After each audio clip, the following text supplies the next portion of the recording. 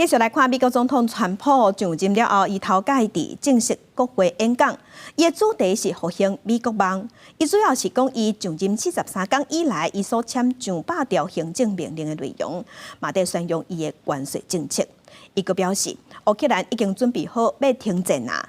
伊若阁强调讲，世界上上强的公司台积电嘛要伫美国扩大投资。美国总统川普这场国会演说，讲甲乐长讲1点钟40分钟，创下参众2议连续会议演讲上久的纪录。America is back.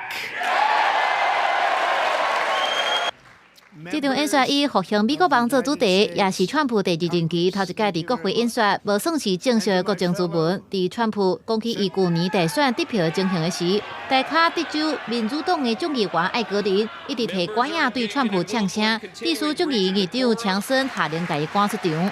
Members are directed to uphold and maintain decorum in the House. 川普伫演说当中指出，伊干那至43天的政绩，就已经超过某一寡人的4年啊8年。佮批评拜登是美国史上上害的总统，也强调这是伊第5届伫国会演说。不过民主党的人将机会是用抵制的态度，互伊真失望。And these people sitting right here will not clap, will not stand, and certainly will not cheer for these astronomical achievements. They won't do it, no matter what. Five times I've been up here. It's very sad, and it just shouldn't be this way. 川普初时演说包含移民政策、旧经济、关税政策、国防甲农业等等。伊也感谢马斯克带领的政府效率部门，为政府列出数千亿美金的诈欺行为。也来讲到科技业的时，川普强调美国已经收到总额大约1.7兆美金的投资，这拢是伊强硬关税政策的功劳，其中包含台积电的1650亿美金。 And just yesterday, Taiwan Semiconductor, the biggest in the world, most powerful in the world, has a tremendous amount, 97% of the market, announced a $165 billion investment to build the most powerful chips on earth right here in the USA.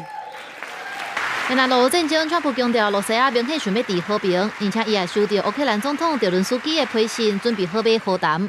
Earlier today, I received an important letter from President Zelensky of Ukraine.